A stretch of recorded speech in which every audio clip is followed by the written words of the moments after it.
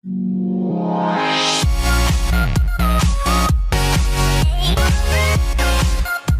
नमस्ते।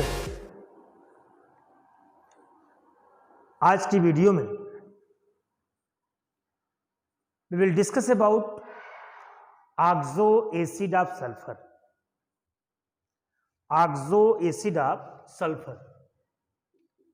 Oxo acid of sulfur. गौर सभी करना। I am already told to you that what is the oxo acid. पिछली videos में मैं बता चुका हूं आप लोगों को कि what is the oxo acid. I am telling to you that the compound having OH bond. OH bond जहां होता है that is called oxo acid. OH bond. तो sulphur form a number of oxo acid. The important and stable acid of them is number 1 sulfurous acid. Sulfurous acid, this is the H2SO3. It is sulfurous acid, H2SO3. Number 2 sulfuric acid. Sulfuric acid, this is the H2SO4. Number 3 pyrosulfuric acid. PYRO, pyrosulfuric acid, this is the H2S2O7. it is also called oleum. इसी को oleum भी कहते हैं. pyrosulfuric acid. Next number 4 peroxo, PEROXO, peroxo sulphuric acid. Peroxo disulphuric acid. Peroxo disulphuric acid. Peroxo disulphuric acid. This is H2S2O8. और भी होती हैं peroxo sulphuric acid. Peroxo sulphuric acid. ये पराक्सो डाई है, ये H2SO5, ये पराक्सो सल्फ्यूरिक एसिड. और जितने भी एसिड हैं ये सभी डाइबेसिक एसिड. कैसी हैं? Dibasic acid. जैसे यहां पे देखो, अगर तुम इसकी बॉन्ड लाइन सिस्टम बनाओ तो HOSOH, ठीक, और ये कोऑर्डिनेट बॉन्ड O, इसके पास एक लोन पे इलेक्ट्रॉन हो जाएगा. Sulphurous acid dibasic acid because having 2 OH bond. Sulphuric देख लो, HOSOH coordinate bond O, coordinate bond O, having 2 OH bond. 1 OH bond ये है, 1 OH बॉन्ड ये है. Disulphuric acid, sorry sulphuric acid, it is dibasic acid. अभी देखो pyrosulphuric acid is also called oleum. HOSOSOH coordinate bond O, coordinate bond O, coordinate bond O, coordinate bond O. देख लो H2S2O कितना बताओ? 7. Next देखो peroxo disulphuric acid, HOSOSOH coordinate bond O, coordinate bond O, coordinate bond O. देखो H2S2O कितना बताओ? 8. ये जो coordinate bond बनाए हैं ना, इस बॉन्ड को आप लोग कोवैलेंट नहीं बना सकते हो, क्योंकि सल्फर अपने ऑक्टेट को एक्सपेंड करता है. तो इसको तो आप लोग कोवैलेंट भी कर सकते हो. नेक्स्ट देखो ये पराक्सो सल्फ्यूरिक एसिड, ये पराक्सो डाइसल्फ्यूरिक एसिड है. ये हो जाएगा HOOS coordinate bond O, coordinate bond O, O और H, H2SO5. It is also disulfuric acid. So sulfur form a number of oxo acid such as sulfurous acid, sulphuric acid, pyrosulphuric acid, peroxo disulphuric acid, peroxosulphuric acid, these are the oxo acid of sulphur. और इसमें इन सभी एसिडों में इस sulphur atom पर sp3 type का hybridization होता है। They have a tetrahedral geometry. अभी ज्योमेट्री के बारे में आपसे आगे बात करेंगे। Among these acid the sulphuric acid is most important acid. इन एसिडों में जो सल्फ्यूरिक एसिड है H2SO4 that is most important, most useful. It is also called तेजाब, तेजाब के नाम से जाता है। It is also called vitriol, oil of vitriol, इसको आयल ऑफ विट्रॉल भी कहते हैं। It is also known as king of the acid, sorry king of the chemical भी कहते हैं इसी को, because it is so useful, so it is also called king of the chemical. तो मैं अब आपको सल्फ्यूरिक एसिड का प्रिपरेशन बताऊंगा, प्रॉपर्टी बताऊंगा। Let's we will discuss about preparation and properties of sulphuric acid. among these oxo acid, the sulfuric acid is the most important acid. Let's we will discuss about preparation and properties of sulfuric acid. हम लोग अब sulphuric acid का preparation पढ़ेंगे। H2SO4 it is also called king of the chemical. हम लोग sulphuric acid का preparation पढ़ेंगे और प्रॉपर्टीज पढ़ेंगे। तो लार्ज स्केल पर H2SO4 का प्रिपरेशन दो मेथड से होता है। एक होता है कांटेक्ट मेथड, कांटेक्ट प्रोसेस, और एक होता है लेड चैम्बर प्रोसेस। तो आपकी एनसीईआरटी में कांटेक्ट प्रोसेस दिया है, मैं उसी के बारे में डिस्कस करूंगा। लेड चैम्बर प्रोसेस आपके कोर्स में नहीं है, कोई बड़ा आसान होता कुछ है नहीं इसमें। तो let's first of all will discuss about preparation of sulphuric acid by contact process. तो हम लोग पढ़ने चल रहे हैं preparation of sulphuric acid by contact process.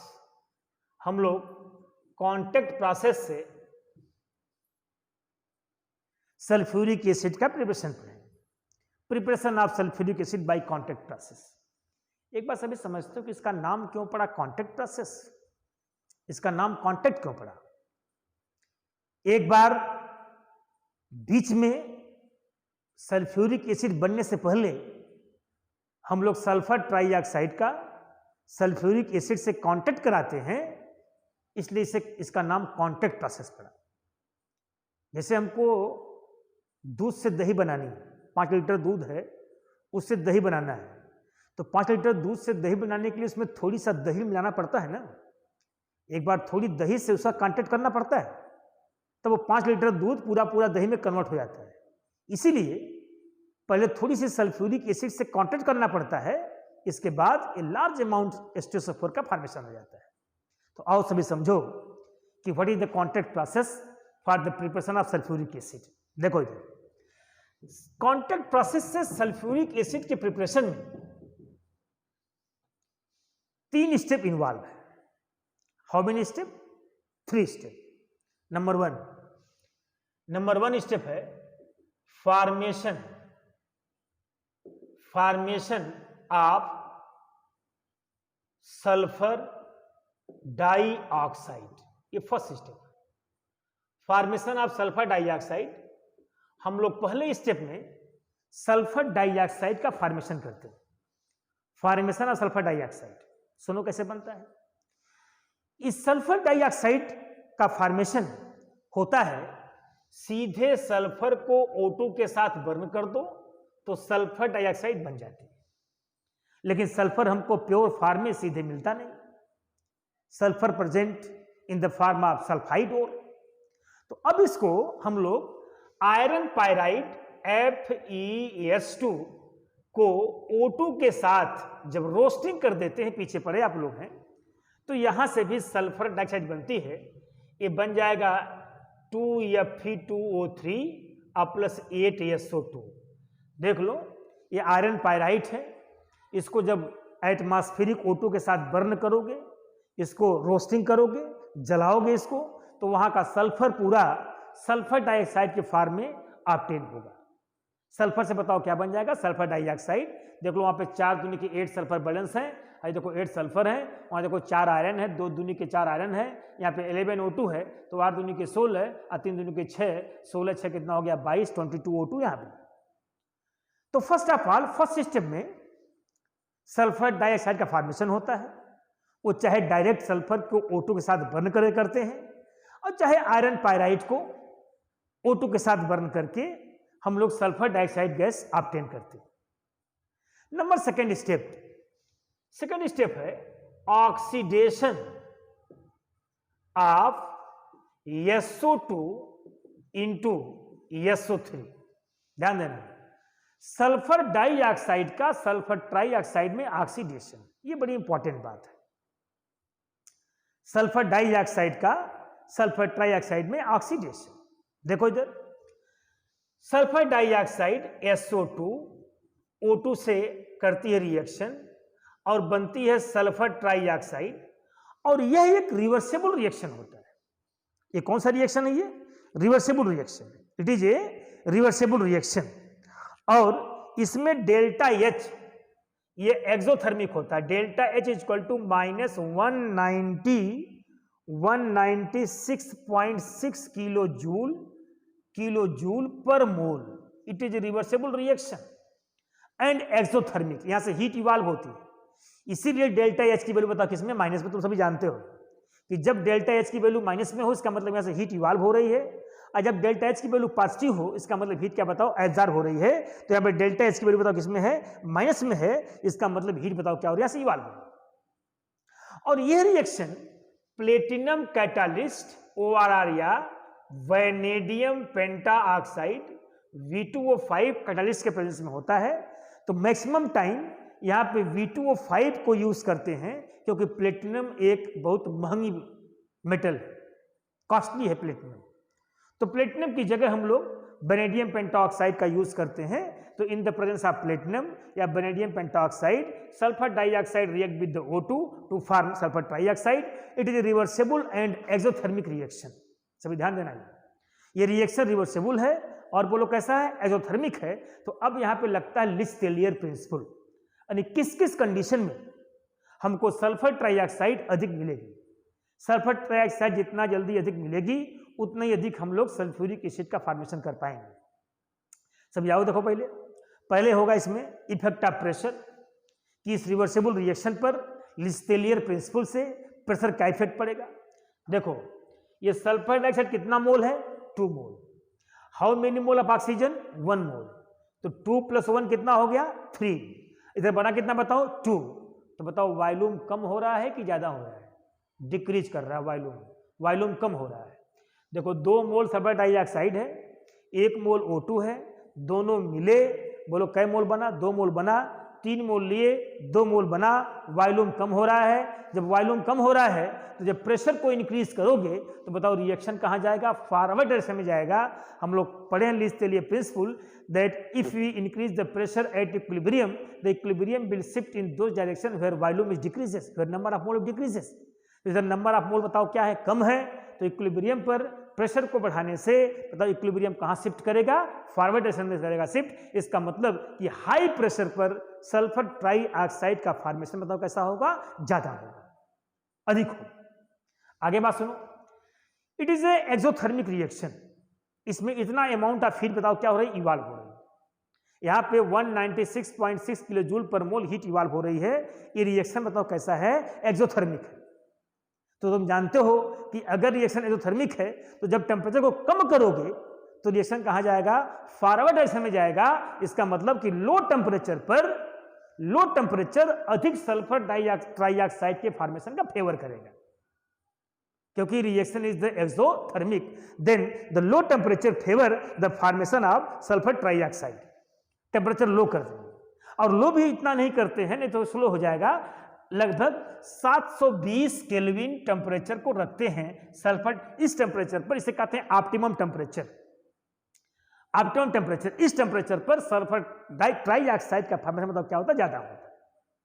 हम जानते हैं कि at equilibrium If we increase the temperature, the equilibrium will shift in those direction where energy is absorbed. Equilibrium वहां शिफ्ट करता है लिखते ये प्रिंसिपल से जहां एनर्जी एब्जॉर्ब होती है। या तो बताओ एनर्जी क्या डिजॉर्ब है, यहां एनर्जी निकल रही है ना, तो इसका मतलब कि लो टेम्परेचर पर SO3 अधिक बनेगा। तो बताओ what is the favourable condition for the maximum yield of SO3? High pressure and low temperature. High pressure and low temperature, high pressure और लो टेम्परेचर पर SO3 अधिक बनेगा। ये तुम्हारे एनसीईआरटी का इंटरेस्ट क्वेश्चन भी है कि what is the favourable condition for the maximum yield of H2SO4? Sulphuric acid के मैक्सिमम यील्ड के लिए फेवरेबल कंडीशन क्या है?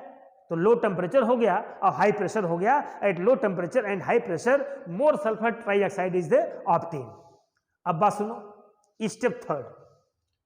स्टेप थर्ड, अब इस सल्फर ट्राइऑक्साइड गैस को H2SO4 में एब्जॉर्ब कराते हैं। यही H2SO4 का SO3 से कांटेक्ट होता है, इसलिए इसका नाम क्या पड़ा? Contact process. देखो, absorption of SO3 sulphur trioxide by H2SO4। अब इस H2SO4 से SO3 को एब्जॉर्ब कराते हैं। देखो, ये H2SO4 सल्फर ट्राइऑक्साइड को एब्जॉर्ब करेगा और जब एब्जॉर्ब कर लेगा तो बन जाएगा H2SO7। देख लो, H2 एक S एक S H2 O 4 3 कितने हो गए? 7 7। This is a oleum. बताओ यही क्या है? ओलियम। ओलियम बन गया। बताओगे सल्फ्यूरिक एसिड का एक बार कांटेक्ट हुआ कि नहीं हुआ? तभी तो इसका नाम पड़ा कांटेक्ट प्रोसेस, इसलिए नाम पड़ा कांटेक्ट प्रोसेस। अभी हमको H2SO4 नहीं मिला, अभी पता ओलियम। और जानते हो ओलियम क्या है? Oleum is a concentrate sulphuric acid. Oleum concentrate sulphuric acid. इस ओलियम की बोतल को अगर खोल दें तो बिल्कुल डेंस फ्यूम निकलता है, डेंस फ्यूम निकलता है। अब इस ओलियम में वाटर मिलाते हैं, वाटर नहीं बल्कि वाटर में ओलियम मिलाते हैं, वाटर में ओलियम। अब देखो इधर, अब H2S2O7 प्लस यहां कह दो वाटर, तो ये बन जाएगा 2H2SO4। बताओ सल्फ्यूरिक एसिड बनी कि नहीं बनी? बनी ना। कैसे बनी? एक बार SO3 का H2SO4 से कांटेक्ट कराए तो बताओ H2SO4 में इसमें वाटर मिलाने के बाद बताओ ये बना कि नहीं बना? तो this is the principle of the contact process. There is 3 step. First step, formation of sulphur dioxide from sulphur ore. सीधे सल्फर से या आयरन पैराइड से गर्म कर दो, SO2 बन जाएगा। सेकेंड में oxidation of SO2 into SO3, ये इसका ऑक्सीडेशन हो रहा है और ये रिवर्सिबल रिएक्शन है, एक्सोथर्मिक है। तो हम लोग कहें कि हाई प्रेशर लो टेम्परेचर पर SO3 अधिक बनेगा। अब इस SO3 का एक बार H2SO4 से कांटेक्ट कराएंगे, जब इसका कांटेक्ट कराएंगे तो बताओ क्या बनेगा? Oleum. Oleum is the concentrate sulphuric acid. अब उस ओलियम को वाटर में मिला करके बोलो क्या बना लेंगे? सल्फ्यूरिक एसिड बना लेंगे। This is the contact process. एक कौन सा प्रोसेस है? Contact process. एक तुम्हारे एनसीईआरटी में क्वेश्चन है, right the favourable condition for the maximum yield of H2SO4। बताओ what is favourable condition? High pressure and low temperature पर SO3 बताओ क्या बनेगा? अधिक बनेगा, तो H2SO4 अधिक बनेगा। अब इसमें इसका डायग्राम, हम इसका डायग्राम ड्रा करेंगे और डायग्राम ड्रा करने के बाद इसका हम ऑपरेटर्स डायग्राम आपको समझाएंगे, आपके एनसीईआरटी में दिया है। उसके बाद हम लोग पढ़ेंगे physical and chemical properties. Sulphuric acid के प्रिपरेशन कांटेक्ट प्रोसेस आप लोग पढ़ लिए। अब उसका डायग्राम आपको दिखा दूं मैं कैसे कैसे होता है। सभी डायग्राम समझो। देखो, इसे कुछ पार्ट के पर समझ लो। ये सल्फाइड बर्नर है, ये डस्ट रिमूवर है, ये ड्रायर है, मिक्सचर को ड्राई, गैसों के मिक्सचर को ड्राई करता है। यह आर्सेनिक प्योरीफायर है, ये टेस्ट बॉक्स, इससे टेस्ट करते हैं। ये ऑक्सीडेशन टावर है, ये एडजॉर्प्शन टावर है और यहां पे ओलियम मिलता है। अब सभी लोग डायग्राम के बारे में एक तरफ समझो। सभी देखो यहां पे, फर्स्ट ऑफ ऑल ये जो सल्फाइड बर्नर है, यहीं पे आयरन सल्फाइड को या सल्फर को एटमॉस्फेरिक O2 के साथ बर्न करते हैं तो यहाँ पर सल्फर डाइऑक्साइड गैस ऑब्टेन होती है। स्पायराइड बर्नर पर देखो लिखा, सल्फर बर्नर लिखा है, स्पायराइड बर्नर पर FeS2 आयरन पायराइट O2 के साथ इसको बर्न करते हैं तो यहाँ से बनता है Fe2O3 प्लस 8SO2, यहाँ से सल्फर डाइऑक्साइड गैस आगे बढ़ती है। ये जो पायराइड बर्नर है, यहाँ पे सीधे सल्फर को बर्न करेंगे O2 के साथ तो SO2 गैस बन के आगे निकलेगी। तो देखो इधर स्पायराइड बर्नर से सल्फर O2 से करता है रिएक्शन, यहाँ से SO2 और O2 का मिक्सचर दोनों आगे बढ़ता है। अब इसमें कुछ इम्प्योरिटी होती है, कुछ डस्ट होती है। अब इसको जो है ये डस्ट रिमूवर है, यहाँ ऊपर से स्टीम गिरता है, भाप गिरता है, स्टीम। ये स्टीम क्या करेगा कि डस्ट के पार्टिकल को धुल करके नीचे बैठा देगा। अब यहाँ से जब डस्ट रिमूव हो जाएगी तो अब इस गैसियस मिक्सचर यहाँ से आगे बढ़ेगा। ये ड्रायर है, ये मिक्सचर को ड्राई करता है। जो मिक्सचर में मॉइस्ट आ गई, जो मिक्सचर में नमी आ गई, ये मॉइस्ट को, नमी को क्या करता है, ये ड्राई करता है। ऊपर से कंसंट्रेट H2SO4 गिरता है, जहाँ इसमें जो गैसियस मिक्सचर यहाँ पे आएंगे, SO2O2 का मिक्सचर आएगा, जो उसमें मॉइस्ट होगी, जो नमी होगी, ये H2SO4 उसको एब्जॉर्ब कर लेगा। अभी आगे हम बताएंगे आपको कि H2SO4 हाइग्रोस्कोपिक होता है, यह नमी को, मॉइस्ट को एब्जॉर्ब करता है। अभी देखो, अभी SO3 नहीं बना है, अभी वहां से SO2 और O2 आ रहा है। अब ये SO2 और O2 का मिक्सचर, ये आर्सेनिक प्योरीफायर है। इस पे देखो ये प्लेटें बनी हैं, इनमें जो है फेरिक हाइड्रोक्साइड सोल्यूशन डुबा के रखा गया है। ये फेरिक हाइड्रोक्साइड सोल्यूशन क्या करता है कि इसमें जो आर्सेनिक की इम्प्योरिटी होती है, अगर हमारे गैसियस मिक्सचर में वहां से कहीं से आर्सेनिक की इम्प्योरिटी आ गई तो ये फेरिक हाइड्रोक्साइड क्या करेगा कि आर्सेनिक की इम्प्योरिटी को एब्जॉर्ब कर लेगा, आर्सेनिक की इम्प्योरिटी को खत्म कर देगा। क्योंकि आर्सेनिक की इम्प्योरिटी अगर आगे जाएगी, तुम आगे पढ़े ना हो कि SO2 और O2 से होता है ऑक्सीडेशन, तो SO3 बनता है, यहाँ प्लेटिनम कैटालिस्ट होता है। तो आर्सेनिक की इम्प्योरिटी क्या करती है कि इस प्लेटिनम कैटालिस्ट की एक्टिविटी को नष्ट कर देती है, खत्म कर देती है, उसके लिए पॉइजन काम करती है। तो अगर कोई आर्सेनिक की इम्प्योरिटी इसमें आ गई तो ये फेरिक हाइड्रोक्साइड करता है कि आर्सेनिक की इम्प्योरिटी को एब्जॉर्ब कर लेता है। अब आर्सेनिक की इम्प्योरिटी ही रह जाती है। अगर आर्सेनिक की इम्प्योरिटी एब्जॉर्ब नहीं करेगा, अगर आर्सेनिक की इम्प्योरिटी को रिमूव नहीं करेंगे तो यह आर्सेनिक आगे जा करके प्लेटिनम कैटालिस्ट के लिए पॉइजन काम करता है, प्लेटिनम कैटालिस्ट की एक्टिविटी को खत्म कर देगा, नष्ट कर देगा। अब इस गैसियस मिक्सचर को आगे भेजते हैं ये टेस्ट बॉक्स से। इस टेस्ट बॉक्स में उस गैसियस मिक्सचर का टेस्ट करते हैं कि इसमें कोई डस्ट का पार्टिकल तो नहीं आ गया।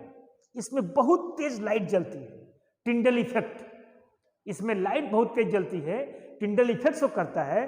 और टिंडल इफेक्ट से इसमें यह पता करते हैं कि हमारे गैसियस मिक्सचर में कोई डस्ट पार्टिकल तो नहीं है, हमारे गैसियस मिक्सचर में कोई आर्सेनिक की इम्प्योरिटी तो नहीं है, हमारे गैसियस मिक्सचर में कोई मॉइस्ट तो नहीं है। अब हमारा गैसियस मिक्सचर, अब देखो यहाँ पे SO2 और O2 का मिक्सचर आता है। अब हमारा गैसियस मिक्सचर अगर पूरी तरह प्योरीफाइड है, उसमें कोई इम्प्योरिटी नहीं है, उसमें कोई डस्ट का पार्टिकल नहीं है, उसमें आर्सेनिक की इम्प्योरिटी नहीं है, तो अब मिक्सचर को हम लोग भेजते हैं ऑक्सीडेशन टावर में। देखो ये ऑक्सीडेशन टावर है, इसमें ये प्लेटिनम एस्बेस्टस लगा होता है या इसकी जगह वेनेडियम पेंटाऑक्साइड लगा होता है। यही हमारा SO2 और O2 आपस में करता है रिएक्शन और SO3 का प्रिपरेशन होता है। इसी ऑक्सीडेशन टावर में SO2 और O2 आपस में रिएक्शन करके सल्फर ट्राइऑक्साइड का फॉर्मेशन करते हैं। अब इस सल्फर ट्राइऑक्साइड को आगे भेजते हैं एडजॉर्प्शन टावर में। इस टावर में ऊपर से कंसंट्रेट H2SO4 गिरता है।